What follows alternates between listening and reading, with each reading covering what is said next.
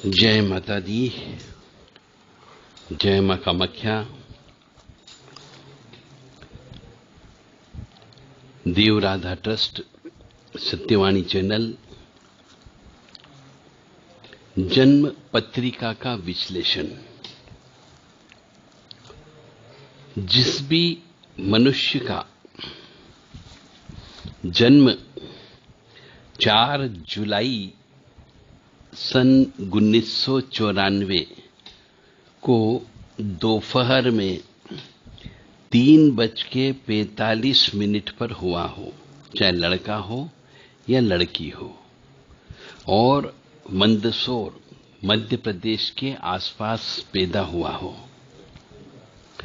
उनका भविष्य फल कि उनकी जिंदगी में मोटे मोटे तौर पर क्या क्या चीज घटना घटित होगी वह हम बता रहे हैं। तो मंदसौर के 100 किलोमीटर के दायरे में जिसका भी जन्म हुआ हो 4 जुलाई सन 1994 दिन में 3:45 अपना भाग्य सुन सकते हैं कि उनके जीवन में क्या क्या घटना घटित होगी, क्योंकि अभी उस जातक की मनुष्य की उम्र 27 वर्ष 9 माह ही हुई है। अभी पूरा जीवन बाकी है। तो जिस भी मनुष्य का, चाहे स्त्री हो या पुरुष हो, उसका जन्म 4 जुलाई सन 1994 को दिन में 3:45 पर मंदसौर के 100 किलोमीटर के दायरे में हुआ हो, उनको जीवन में मंगल दोष लगा हुआ है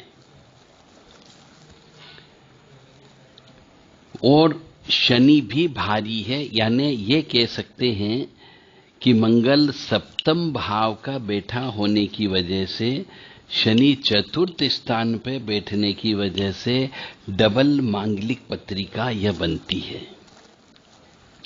यानी ऐसा मनुष्य, चाहे स्त्री हो तो उसे मांगलिक से ही विवाह करना है और पुरुष है तो भी मांगलिक से ही विवाह करना है, अन्यथा उसका जीवन साथी की मृत्यु बहुत जल्दी हो जाएगी।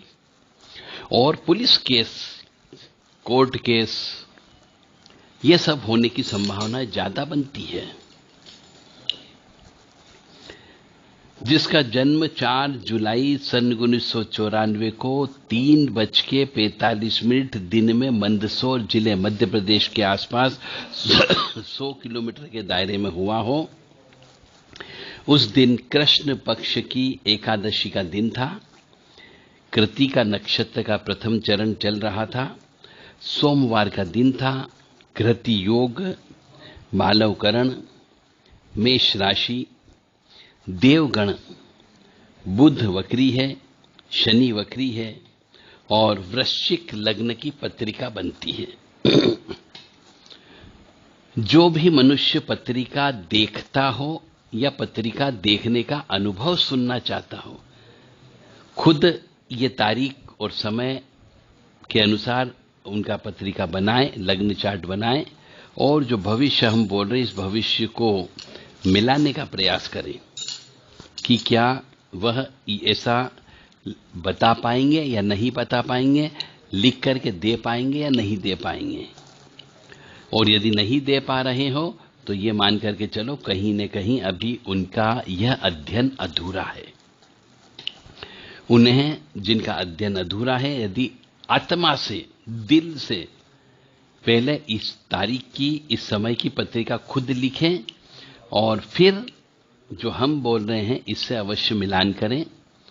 यदि आप 50% तक भी पहुंच चुके हैं तो समझ जाना आप काफी कुछ हद तक आगे बढ़ चुके हो, और यदि 50% से कम रिजल्ट आता है तो फिर अभी आपको साधना की आवश्यकता है, क्योंकि जन्म पत्रिका देखना केवल किताबी ज्ञान नहीं है। इसके लिए मातंगी मां की सिद्धि की आवश्यकता होती है, पंचांगुली की सिद्धि की आवश्यकता होती है, सरस्वती मां की सिद्धि की आवश्यकता होती है।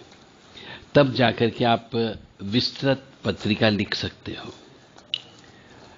तो 4 जुलाई सन 1994 को 3:45 पर मंदसौर जिले के 100 किलोमीटर के दायरे में जिस भी जातक जातिका का जन्म हुआ है, उनकी उम्र 27 वर्ष 9 माह हो चुकी है। मंगल दोष लगा हुआ है। कृष्ण पक्ष की एकादशी के दिन जन्म हुआ है। कृतिका नक्षत्र है। प्रथम चरण सोमवार का दिन है। घृति योग है। बालव करण है। मेष राशि में उत्पन्न हुए हैं। देवगण हैं। बुध वक्री अवस्था में बैठा हुआ है। शनि वक्री अवस्था में बैठा हुआ है और वृश्चिक लग्न की पत्रिका है। बुध वक्री यानी कि बुध जो है अपना जो भाग्य यानी फल जो देना चाहिए वो बहुत धीमी गति से फल देगा। शनि वक्री है तो शनि भी धीमी गति से फल देगा। लग्न चार्ट के अनुसार सूर्य और बुध अष्टम भाव में बैठे हुए हैं मिथुन राशि का। तो सूर्य बुध अष्टम भाव में मिथुन राशि के बैठने होने की वजह से राजभंग योग की स्थिति निर्मित हो रही है, जो बिल्कुल भी अच्छी नहीं मानी जाती है। यानी कि अब ये कह सकते हैं कि सूर्य और बुध दोनों जो है गड्ढे में गिरे हुए हैं। ज्योतिष शास्त्र में जो अष्टम भाव में बैठ जाता है, जो भी ग्रह बैठता है, उसे गड्ढे में गिरा हुआ माना जाता है। यह कई किताबों में लिखा हुआ नहीं मिलेगा, यह अनुभव की बात है। तो यहां पर बुध और सूर्य अष्टम भाव में बैठा होने की वजह से गड्ढे में गिर गए हैं सूर्य बुध, जो अच्छा फल नहीं देंगे। पिता का सुख कमजोर होने की संभावना है। पिता से कम पटेगी। विल पावर कमजोर रहेगी, क्योंकि सूर्य जो है आत्मा का कारक है, और जब सूर्य ही कमजोर हो गया तो आत्मबल कमजोर रहता है, विल पावर कमजोर रहती है। और ऐसे मनुष्य देवगण में उत्पन्न हुए हैं और जिनका आत्मबल कमजोर होता है, जैसे कि इस पत्रिका में पता लग रहा है कि देवगण में बालक उत्पन्न हुए हैं, बालक बालिका जो भी हैं। और चूंकि सूरज जो है गड्ढे में गिरा हुआ है अष्टम भाव में, विल पावर कमजोर होने की वजह से तंत्र मंत्र, काला जादू, ऊपरी बाधा, भूत प्रेत, इनका असर इनके जीवन पे अवश्य होगा। यानी जीवन में इनको यदि तंत्र के मामले में इनने नहीं जाना तो नजर दोष भी अवश्य लगेगी। जादू टोने से इनकी जिंदगी बर्बाद कर दी जाएगी, क्योंकि मांगलिक व्यक्ति है। शनि भी मंगल का सपोर्ट कर रहा है। केतु और चंद्र छठे भाव में एक साथ बैठे हुए हैं, तो चंद्रमा को कमजोर कर रहे हैं। यानी चंद्रमा जो है मन का कारक है, वो मन का कारक को और कमजोर कर रहे हैं। राहु की दृष्टि और गुरु की दृष्टि चंद्रमा पे पड़ रही है। चांडाल योग की दृष्टि यदि चंद्रमा पे पड़ती है तो चंद्रमा और दूषित हो जाता है। तो इस वजह से चंद्रमा भयंकर दूषित होने से, मतलब गुरु चांडाल योग की दृष्टि प्लस केतु का साथ में बैठना चंद्रमा को दूषित कर रहा है। और छठे भाव में बैठना यानी कि छोटे गड्ढे में चंद्रमा गिरा हुआ होना। तो यहां पे चंद्र दोष भी है, सूर्य दोष भी इसको लगा हुआ है, और गुरु राहु एक साथ 12वें भाव में बैठे हुए हैं। ये 12वें भाव में गुरु राहु बैठना भी अच्छा नहीं माना जाता है। तो यहां पर ये कहा जा सकता है कि इस दिन जो बालक उत्पन्न हुआ 4 जुलाई सन 1994 को दोपहर के 3:45 पर मंदसौर जिले के आसपास में, ऐसे मनुष्य के केतु खराब है, चंद्रमा खराब है, बुध खराब है, सूर्य खराब है, गुरु खराब है और राहु खराब है। यानी कि ये कह सकते हैं कि 6 ग्रह तो सीधा सीधा इसके जीवन को इफेक्ट डालेंगे ही डालेंगे। साथ ही साथ में शनि मंगल के प्रबल योग बन रहे हैं, यानी मंगलिक डबल मांगलिक बन रहे हैं। तो ये भी एक तरीके का दोष होता है। तो 6 दोष के अलावा 7वां दोष है मंगल दोष। तो इस प्रकार से जो भी बालक इस दिन उत्पन्न हुआ हो 4 जुलाई सन 1994 को दिन में 3:45 पर मध्य प्रदेश में मंदसौर जिले के आसपास 100 किलोमीटर के दायरे में ऐसे व्यक्ति के जीवन में हमेशा जीवन में संघर्ष रहेगा, क्योंकि 6 ग्रह खराब है।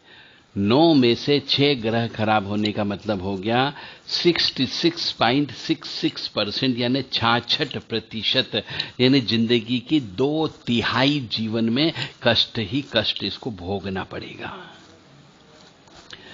और ऐसा इसलिए हुआ कि पिछले जन्म के कर्म के अनुसार इस दिन जो बालक उत्पन्न हुआ, इस समय पे जो उत्पन्न हुआ है, उस बालक बालिका के द्वारा मंदिर को तोड़ने का या मंदिर निर्माण रुकवाने का पाप कर्म लगा हुआ है, या देवी देवता जहां बैठते हैं उनका अपमान करने का इसको दोष लगा हुआ है, या मंदिर से चोरी करने का इल्जाम लगा हुआ है। इस वजह से गुरु राहु चांडाल योग 12 स्थान में बैठा हुआ है, 12वें भाव में।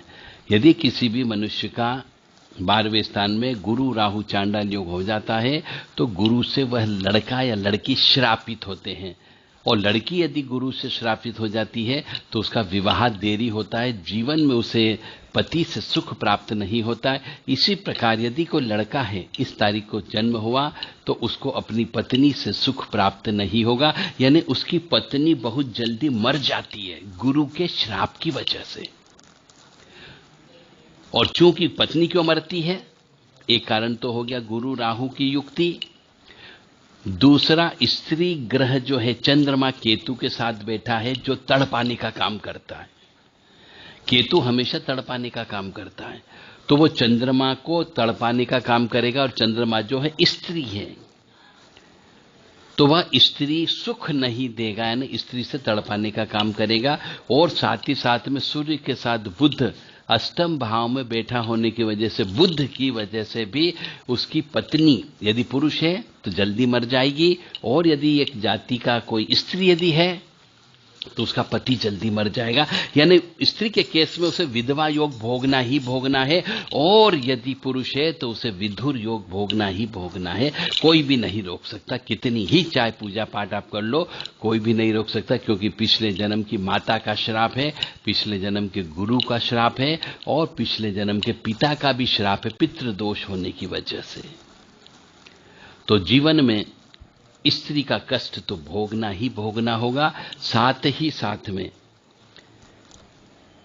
लड़का पैदा होने में भी समस्या उत्पन्न होगी, क्योंकि गुरु का श्राप यदि मिल जाता है तो ऐसा कहा जाता है कि वंश वृद्धि नहीं होती है, क्योंकि मंदिर तोड़ने का श्राप है, या मंदिर से चोरी करने का श्राप है, या गुरु के साथ गुरु हत्या करने का श्राप है, या गुरु से धोखा करने का श्राप है। इस वजह से वंश वृद्धि नहीं होती है, न लड़के पैदा नहीं होंगे, और यदि पैदा हो गए तो वो लड़के जिंदगी भर कष्ट प्रदान करेंगे, यानी बीमार पड़े रहेंगे। लूले लंगड़े बच्चे पैदा हो सकते हैं, विकलांग बच्चे पैदा हो सकते हैं, क्योंकि एक तरफ स्त्री का श्राप भी है चंद्रमा के साथ केतु, और दूसरी तरफ गुरु के साथ राहु का। तो इस वजह से तो स्त्री के पहले मरण हो सकता है, या पति का पहले मरण होगा, यानी किसी न किसी का, जिसका भी जातक हो, उसका जो हम सफर साथी होगा उसकी मृत्यु बहुत जल्दी होगी। और बच्चे का विशेष तौर से लड़के का बहुत ख्याल रखना पड़ेगा, अन्यथा बच्चा भी जल्दी मर जाएगा, या बच्चा पैदा ही नहीं होगा। लड़का तो विशेष तौर से पैदा नहीं होगा। सूर्य के साथ बुध गड्ढे में बैठने की वजह से लाभ भंग योग बन रहा है, राज भंग योग भी बन रहा है। इस वजह से भाग्योदय के लिए बहुत संघर्ष करना पड़ेगा।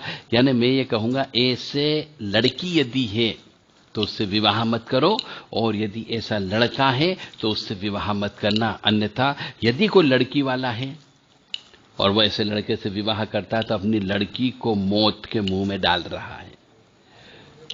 और यदि कोई लड़का है और वो ऐसी लड़की को लेकर के आ रहा है तो भी अपनी जिंदगी को बर्बाद कर रहा है। दोनों तरीके से बर्बादी होना ही होना है। क्योंकि यदि लड़के ने विवाह कर लिया किसी ऐसी लड़की से जिसका जन्म 4 जुलाई 1994 को हुआ है 3:45 दोपहर में, तो वह जेल यात्रा अवश्य करवाएगी। क्योंकि गुरु राहु जेल यात्रा वाले योग पर बैठा हुआ है।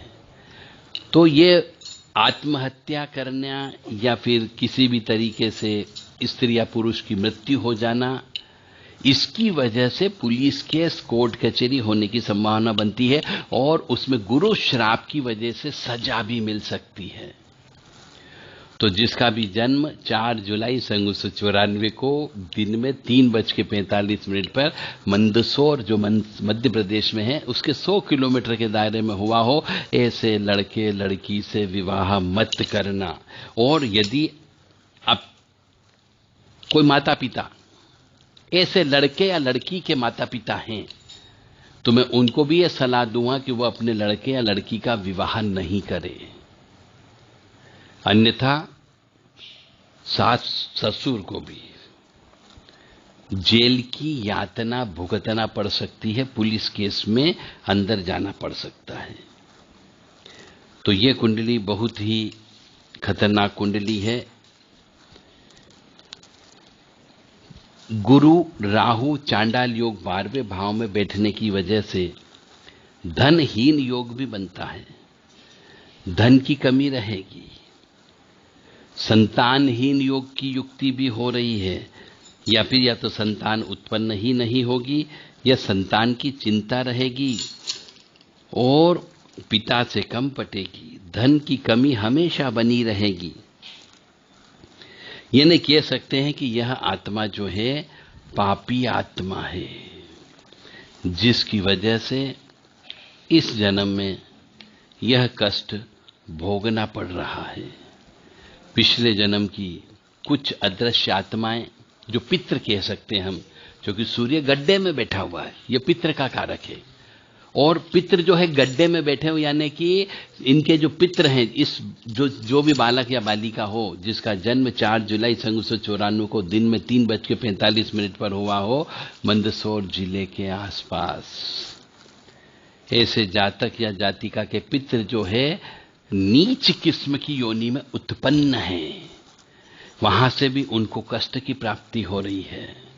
उसका फल भी इस जन्म में इस जातक को भोगना पड़ रहा है।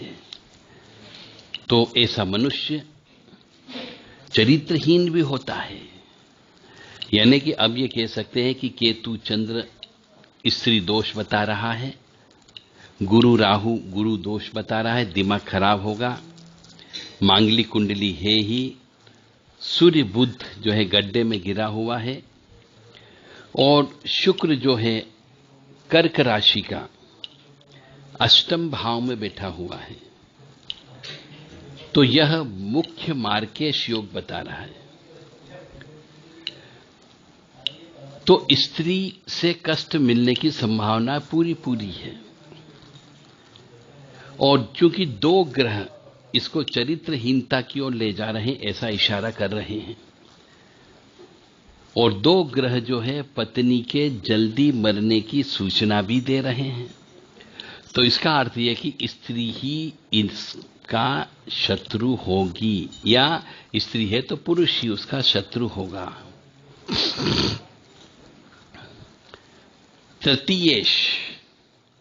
तृतीयेश यानी कि शनि 4th भाव में होने से स्त्री या पुरुष जो भी होगा, जीवन साथी, वह सब क्रूर स्वभाव का होगा और क्रोधी स्वभाव का भी होगा।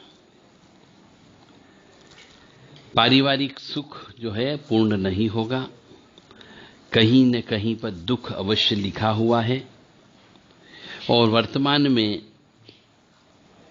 ये कह सकते हैं आज की तारीख में जिन 27 वर्ष 9 माह हो चुके हैं, तो स्त्री या पुरुष जो भी है वह किसी न किसी अन्य स्त्री या पुरुष से अवश्य शारीरिक संपर्क में है।